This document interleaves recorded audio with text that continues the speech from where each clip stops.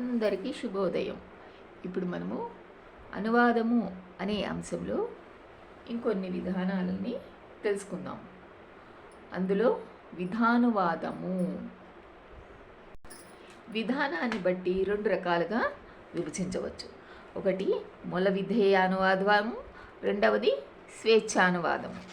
ఈ మూల విధేయానువాదము అనేటటువంటిది మూలానికి కట్టుబడి చేసే అనువాదాన్ని మూల విధేయానువాదము అని అంటాము.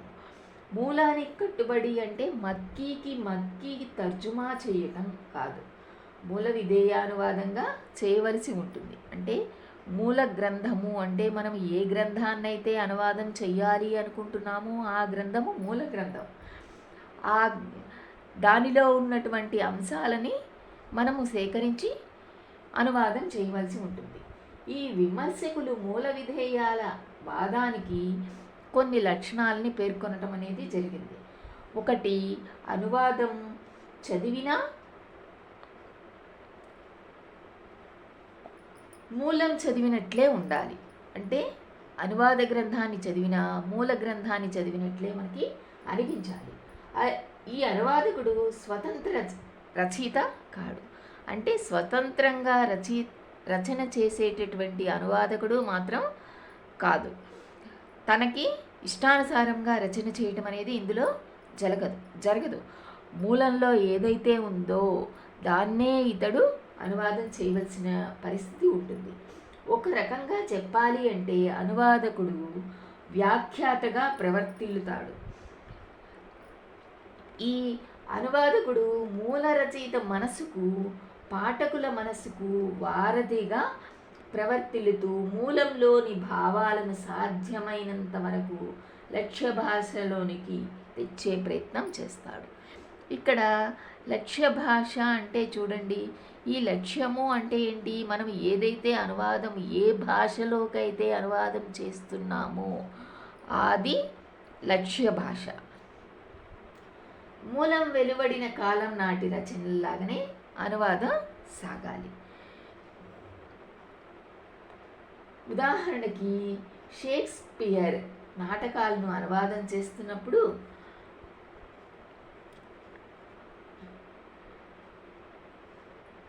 షేక్స్పియర్ ఈ నాటకాలను మనం గనక వేరే భాషలోకి అనువాదం చేస్తున్నప్పుడు అప్పుడున్నటువంటి ఆంగ్లంలో ఉండేటటువంటి నుడికారాన్ని తీసుకువచ్చి తెలుగులోనికి తీసుకురావాల్సిన పరిస్థితి ఉంటుంది. అంటే మూల గ్రంథం ఏ కాలంలో రచించబడిందో ఆ గ్రంథంలో ఉండేటువంటి ఆ కాలం నాటి పరిస్థితులు ఆ గ్రంథంలో మనకి కనిపిస్తూ ఉంటాయి. వాటిని మనం అనువాదం చేసేటప్పుడు తీసుకొచ్చి రచన చేయాల్సినటువంటి విధానం ఉంటుంది ఈ మూల విధేయానువాదంలో. మూలంలో అస్పష్టము, అర్ధరహితము,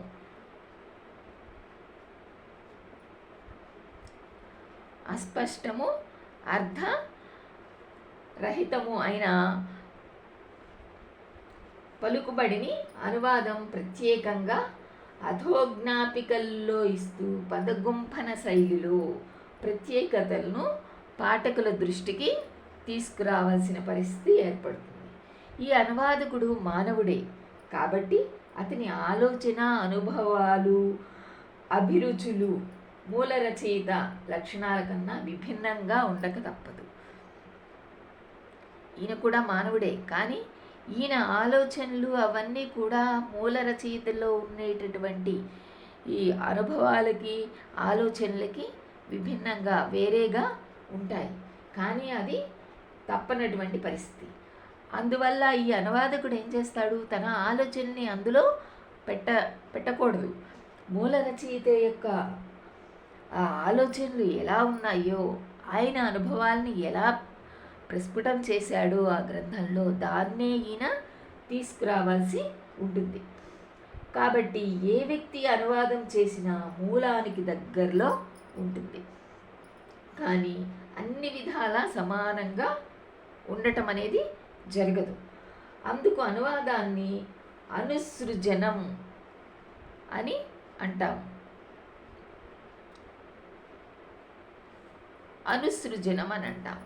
ఉపన్యాసం చెప్పేటప్పుడు కూడా చూడండి, ఏదైనా ఒక వ్యక్తి అంటే ఉదాహరణకి మన ప్రధానమంత్రి హిందీలో మాట్లాడుతూ ఉంటే అది అర్థం కానటువంటి వాళ్ళకి తెలుగులో అర్థమయ్యేట్లుగా చెప్పాలి అంటే ఆయన ఏదైతే మాట్లాడుతున్నాడో అదే పదాన్ని తెలుగులోకి అనువాదం చేసి చెప్పడం అనేది జరుగుతుంది. అట్లా ఇది అన్నమాట మూల విధేయ అనువాదం.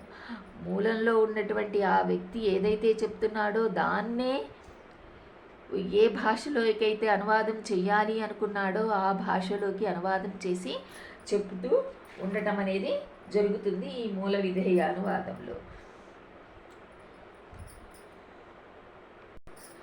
ఉదాహరణకి చూడండి, ఇంగ్లీష్లో ఉన్నటువంటి పదాలను ప్రాచీన కాలంలో ఎలా మాట్లాడేవాళ్ళు, అనువాదం చేసేవాళ్ళు, ఆధునిక కాలంలో అదే పదాన్ని ఎలా అనువాదం చేసి చెప్పడం అనేది జరిగింది అనేటటువంటిది తెలుసుకుందాం. ఉదాహరణకి బైబిల్ అనేటటువంటిది ప్రాచీన కాలంలో వేద పుస్తకము అని చెప్తాం. అదే ఆధునిక కాలంకి వచ్చేసరికి, ఆధునిక శైలికి వచ్చేసరికి సువార్త గ్రంథము. అలాగే ఫాల్స్ ప్రొఫెట్స్, అదే ప్రాచీన శైలిలో వచ్చేసరికి అబద్ధ ప్రవర్తకులు, ఆధునిక శైలిలో కపట ప్రవర్తకులు.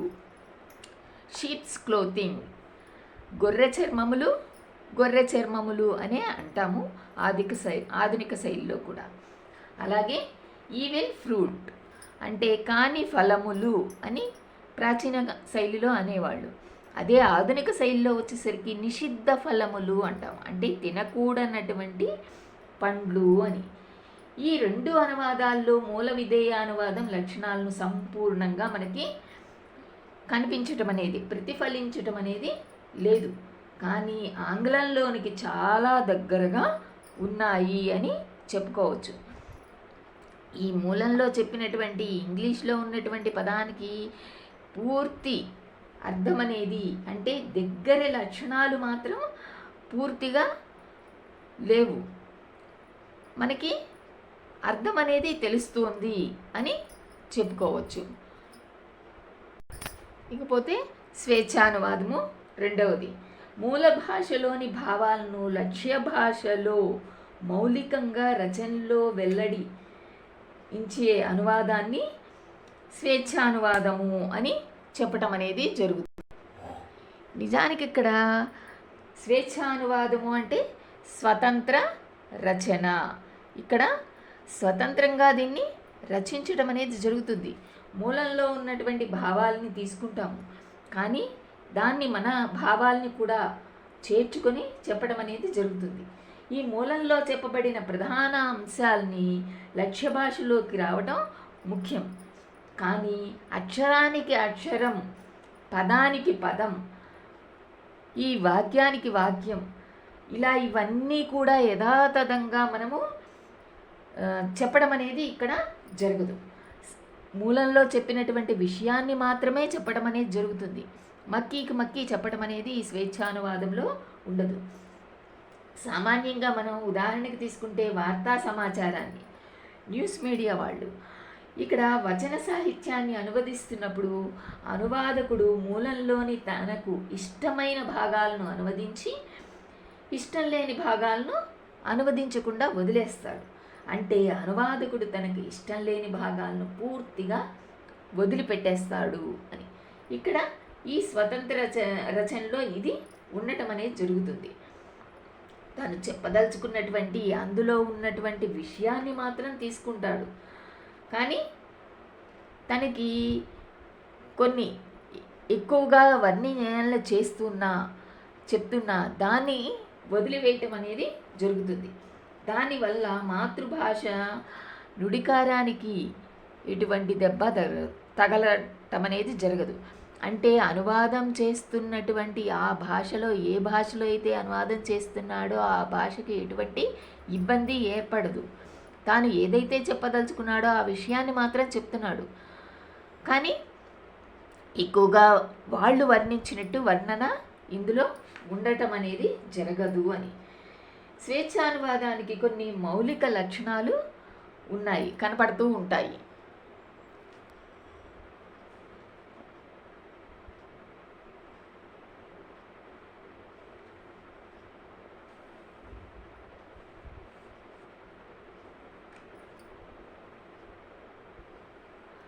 భావానుస్మరణ.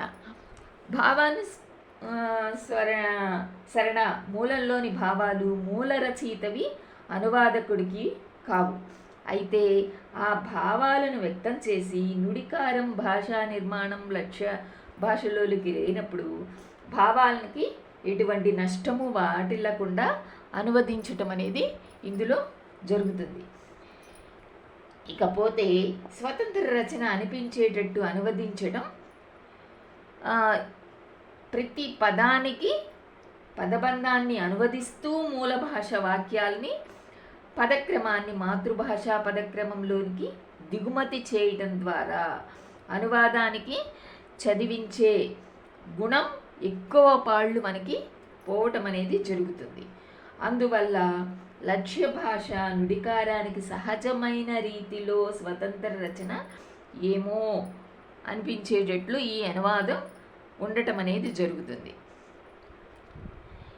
ఇక్కడ మూలంలో ఉండేటటువంటి విషయాన్ని చెప్తున్నాడు, కానీ ఎక్కువగా అది చదివినట్లుగా ఇది మనకి అనిపించట్లేదు అనే భావన ఇందులో మనకి కనిపిస్తుంది. ఇది స్వతంత్రంగా ఇతని భావాలు కూడా ఇందులో ఉన్నాయేమో అనేటటువంటి భావన మనకి కనిపించటం అనేది జరుగుతుంది. మూడవది శైలి లక్షణం. ఈ శైలి లక్షణము మూలంలోని పదప్రయోగం నైపుణ్యాన్ని అంతా లక్ష్య భాషలోనికి తెచ్చే ప్రయత్నం చేయకుండా అనువాదకుడు తన సహజ శైలిలో అనువాదం చేయటం అనేది జరుగుతుంది. ఇంకా సమకాలీనత సంబంధించినటువంటి విషయాలు మూలంలో ఏ కాలానికి చెందింది విషయాల్ని చెప్పడం అనేది జరుగుతుంది. ఈ మూల గ్రంథం రచన చేసేటప్పుడు ఆ కాలానికి సంబంధించినటువంటి విషయాలని అందులో చెప్పుకుంటూ వస్తాడు. అది అనువాద రచనలో ఉండటం అనేది జరగదు. ఇక్కడ అనువాదకుడు ఏం చేస్తాడు, తన కాలానికి సంబంధించినటువంటి ఈ విషయాలని అంటే అనుభూతుల్ని చెప్పుకుంటూ రావటం అనేది జరుగుతుంది. స్వతంత్ర రచన స్వేచ్ఛ అనువాదం కాబట్టి ఆ కాలంలో ఉన్నటువంటి ఈ భావాలు ఇక్కడ మనకి కనిపించటం అనేది జరగదు. ఉదాహరణకు చూడండి, చాసర్ రచనలు గనక తీసుకుంటే తెలుగులో తర్జుమా చేసేటప్పుడు అనువాదం చేసేటప్పుడు ఈ రచన చాసర్ కాలం నాటి తెలుగులాగా ఉండాలన్నమాట. కానీ అలా ఉండటం అనేది జరగదు. ఇది సిద్ధాంతరీత్యా సమంజసం కావటం జరుగుతుందేమో కానీ ఆచరణ రీత్యా అసాధ్యమైనటువంటి పని. అందువల్ల ఏ అనువాదమైనా అది వెలువడిన కాలం నాటి రచనలాగానే ఉండటం అనేది జరుగుతుంది. ఇక్కడ ఆ కాలం నాటి అనుభవాల్ని అనుభూతుల్ని తీసుకువస్తాడు, కానీ పూర్తిగా ఇందులో రచనలోకి తీసుకురావడం అనేది జరగదు అని. ఇక్కడ చూడండి, ఉదాహరణకి మనం గనక తీసుకుంటే కార్టర్ సతీ రోజలిన్స్ భారంగా అడుగులు వేస్తూ విమానాశ్రమంలో చేసిన సన్నాహాలను చూసి మురిసిపోతున్నట్లు కనిపించారు. ఇంకొకటి యానీ సంగీత స్రవంతికి స్నానించిన వెన్నెల తాజ్. ఇది పత్రికలో ప్రచురించినటువంటి అనువాద వాక్యాలు. ఈ పైన చెప్పినటువంటి ఇక్కడ చెప్పినటువంటి ఈ రెండు వాక్యాలు ఆంగ్ల భాషలోని వాక్యాలను అనువాదం చేసినటువంటివి. చాలామంది వీటిని చూస్తే కనుక ఆశ్చర్యపోవటం అనేది జరుగుతుంది. అనువాదం అనేది ఇలా ఉంటుందా అని. ఇక్కడ స్వేచ్ఛానువాదంలో మరొక రకమైనటువంటి స్వాతంత్రం కూడా మనకి కనిపిస్తుంది. కథలను, నవలను, నాటకాలు, కథలు, నవలలు, నాటకాలు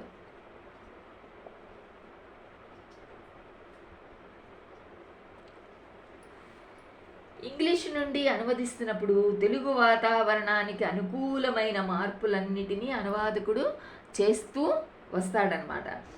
తెలుగుతనం తేవటానికి వీలున్న పాత్ర పేర్లను, స్థలాల పేర్లను, ఐరోపియా సంబంధించినటువంటి ఆ సంస్కృతికి సంబంధించిన నుడికారపు పదాలను మారుస్తూ ఈయన తెలుగు పదాలని ఇక్కడ చెప్పడం అనేది జరుగుతుంది.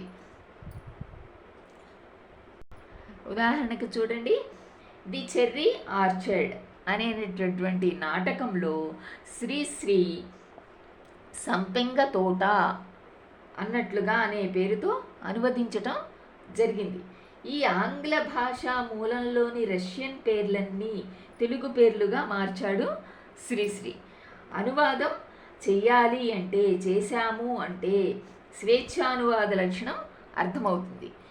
ఈ అనువాదాన్ని కనుక చూస్తూ ఉంటే ఇందులో స్వేచ్ఛగా రచన కొనసాగించాడు అనేటటువంటి విషయం మనకి అర్థమవుతూ ఉంటుంది.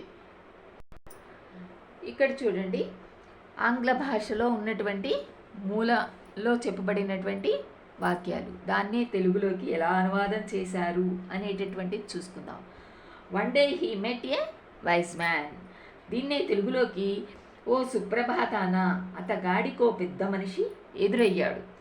ఆయన గారు చాలా తెలివైన వాడని, మేధావి అని అందరూ అనుకుంటారు అని చెప్పడం అనేది జరుగుతుంది. అలాగే ఇంకోటి చూడండి, హీ క్రైడ్ సాడ్లీ టీయర్స్. ఇక్కడ బానిస తన దీనస్థితినంతా అతనితో మొరపెట్టుకున్నాడు. ఇక్కడ చూడండి, he cried sadly tears pouring down his chicks I work all day and all అనేటటువంటి దానికి బానిస తన దీనస్థితినంతా అతనితో మొరపెట్టుకున్నాడు. రాత్రింబవళ్ళు గుడ్డు కన్నా మిన్నగా చాకిరి చేస్తుంటాను నేను, కోడి కూత కన్నా ముందుగానే నిద్రలేస్తాను అని దీనికి తెలుగు అనువాదం చెప్పడం అనేది జరిగింది. ఇక్కడ దీనిలో ఉన్నటువంటి దాన్ని అలాగే చెప్పకుండా స్వతంత్రంగా తన యొక్క పదాల్ని కూడా చేస్తూ అనేది పూర్తిగా ఇక్కడ ఉన్నటువంటి అర్థం మనకి ఇక్కడ కనిపించదు. ఇది కనుక చూస్తూ ఉంటే ఈ తెలుగు అనువాదము, ఆంగ్ల భాష అనువాదము, నుడికారపు అనువాద విధానాన్ని కనుక చూసుకుంటే ఒక్కొక్క భాషకు ఒక్కొక్క నుడికారం అనేది ఉండటం అనేది జరుగుతుంది. అనువాదకుడు నుడికారం పట్టుకున్నప్పుడే అనువాదం సక్రమంగా చేయగలుగుతాడు. ఆ మూల గ్రంథంలో ఉన్నటువంటి ఆ నుడికారాన్ని కనుక ఈ అనువాదం చేసేటటువంటి వ్యక్తి పట్టుకొని రచన చేయగలిగితేనే ఆ అనువాదం అనేది సక్రమంగా కొనసాగుతుంది. అయితే ఒక్క భాషలో ఉన్న అటువంటి ఈ నుడికారం వేరే భాషలోకి యథాతథంగా అనువదించడం చాలా కష్టమైనటువంటి పని. అనువదించిన మూలంలో ఉన్నంత గాంభీర్యత అనువాదంలో లేకపోవటం అనేది జరుగుతుంది. ఉదాహరణకి చూడండి, ఇక్కడ చూడండి, ఆంగ్లం ఇంగ్లీష్లోకి వచ్చేసరికి తెలుగులో ఎలా దాన్ని చెప్పడం అనేది జరిగింది అని. It's raining cats and dogs. దీన్నే మనం తెలుగులో కుంభవృష్టి అని అంటాము. కేక్స్ వాక్, నెల్లేరుపై నడక, కమింగ్ అవుట్ ఫ్లయింగ్ కలర్స్, దిగ్విజయంగా బయటికి వచ్చు, క్రొకొడైల్ టీర్స్, మొసలి కన్నీరు, ఇలా తెలుగులో చెప్పడం అనేది జరుగుతుంది. అలాగే తెలుగులో ఉన్నటువంటి జాతీయాల్ని యథాతథంగా ఆంగ్ల భాషలోనికి అనువదించడం నెత్తి మీద కుండ పెట్టుకోవటం లాంటిదే. నెత్తి మీద మనం పెద్ద కొండ పెట్టుకుంటే ఎలా ఉంటుందో అలా ఉంటుంది తెలుగులో ఉన్నటువంటి జాతీయాలని కానీ సామెతల్ని కానీ యథాతథంగా ఇంగ్లీష్లోకి అనువదించటం అనేది. ఉదాహరణకి చూడండి, పిల్లికి చిలకాటం, ఎలుకకు ప్రాణ సంకటం, నిమ్మకు నీరెత్తినట్టు, ముందొచ్చిన చెవుల కన్నా వెనకొచ్చిన కొమ్ములు వాడి. ఇటువంటి పదాలని ఆంగ్లంలోకి అనువదించడం అనేది చాలా కష్టమైనటువంటి పని. ఇక్కడ చూడండి, యంత్రానువాదం. ఈ యంత్రానువాదం ఇప్పుడిప్పుడే మనకి ప్రాముఖ్యత లభించడం అనేది జరుగుతుంది. ఈ మూలంలో ఉన్నటువంటి మూల భాషలో ఉన్నటువంటి అంశాలని లక్ష్య భాషలో ఉన్నటువంటి వర్ణాలు, పదాలు, వాక్య నిర్మాణం, అర్థాలు మొదలైనవన్నీ కూడా ఒక చక్రంలో వేసి బిగించేసి రెండిటికి మధ్య యాంత్రికమైనటువంటి సంబంధాన్ని ఏర్పాటు చేయడం అనేది యంత్రానువాదం. ఈ అనువాదం సాంకేతిక పదజాలానికి మాత్రమే పరిమితమవుతుంది. కథలు, నాటకాలు, పద్యము, వచన, గేయము మొదలైనవన్నీ అనువాదం. ఈ ప్రక్రియ ద్వారా చేయడం కష్టమైన పని. అటువంటి అనువాదం మనకి వెలుగులోకి రావాలి అంటే ఇంకొన్ని సంవత్సరాలు మనకి పట్టడం అనేది జరుగుతుంది. ఇక్కడ ధ్వన్యనువాదము. ఈ ధ్వన్యనువాదము వచ్చేసరికి మూలంలో ఉన్న పదానికి లక్ష్య భాషలో సమానమైనటువంటి వర్ణములు లేనప్పుడు మూల గ్రంథంలో ఉన్నటువంటి పదాన్నే యథాతథంగా ఈ అనువాద గ్రంథంలోనికి లక్ష్య భాషలోకి తీసుకురావటం అనేది జరుగుతుంది. ఉదాహరణకి చూడండి, బ్యాంక్, రోడ్, హాస్పిటల్, మిషన్, వీటినే మనము తెలుగులోకి బ్యాంకు, రోడ్డు, ఆస్పత్రి, అలాగే మిషను, ఇలా మనము అదే పదాన్ని తెలుగులోకి తీసుకురావడం అనేది జరుగుతుంది. ఈ పై పదాలని కనుక మనము చూసుకుంటే మూల విధేయంగా ఉండటం చేత అనువాదం అని అసలేం కాదని, అనువాదంలో ఇవి కూడా ఒక ముఖ్యమైనటువంటి పాత్రని వహిస్తున్నాయి అని మనం చెప్పుకోవడం అనేది జరుగుతుంది. ఎలా అంటే మూలంలో ఉన్నటువంటి పదాలనే మనం తెలుగులోనికి తీసుకురావడం అనేది, లక్ష్య భాషలోనికి తీసుకురావడం అనేది జరిగింది కదా. అలా ఇంకొన్ని ఉదాహరణల్ని మనం తెలుసుకుందాం. ఇక్కడ భాషా శాస్త్రవేత్తలు మరికొన్ని అనువాద రీతులను కూడా మనకి విభజించి చెప్పడం అనేది జరుగుతుంది. ప్రసిద్ధ భాషా శాస్త్రవేత్త క్యాట్పోర్ట్ అనువాదాన్ని 6 విధాలుగా మనకి విభజించి చెప్పడం అనేది జరిగింది. సంపూర్ణానువాదము, పాక్షికానువాదము, సమగ్రానువాదము, పరిమితానువాదము, జాతీయానువాదము, అనుకరణం, ఇలా 6 రకాలుగా క్యాట్పోర్ట్ చెప్పడం అనేది జరిగింది. అలాగే నైడా అనువాదాన్ని 4 రకాలుగా చెప్పటం అనేది జరుగుతుంది. నియతం, అలాగే స్వరూపం, చైతన్యశీలం, సమానార్థకం. తర్వాత న్యూమార్క్ అనువాదాన్ని కనుక తీసుకుంటే 11 రీతులు మనకి కనిపిస్తాయి, 11 విధానాలు కనిపిస్తాయి. 1 భావ ప్రసారాత్మకము, అర్థానువాదము, సమాచారవాదము, నియతానువాదము, గద్యానువాదము, అంతర్లేఖీయానువాదము, యథాతథానువాదము, శైలి అనువాదము, విశ్లేషణాత్మక అనువాదము, అనుకరణ అనువాదము, సేవానువాదము, ఇలా మనకి 11 రకాలు కనిపించడం అనేది జరుగుతుంది. ఇలా అనువాదంలో ఏమేమి ఉన్నాయో మనము తెలుసుకున్నాం కదా. అనువాదం చేసేటప్పుడు మూల గ్రంథంలో ఎలా ఉంటుంది, లక్ష్య భాషలో ఎలా ఉంటుంది అనేటటువంటి విధానాల్ని మనం తెలుసుకున్నాము. తర్వాత వీడియోలో అనువాదంలో చేసేటప్పుడు వచ్చేటటువంటి సమస్యలు ఏంటి, అది ఎలా ఉంటాయి అనేటటువంటి విషయాన్ని మనము తెలుసుకుందాం.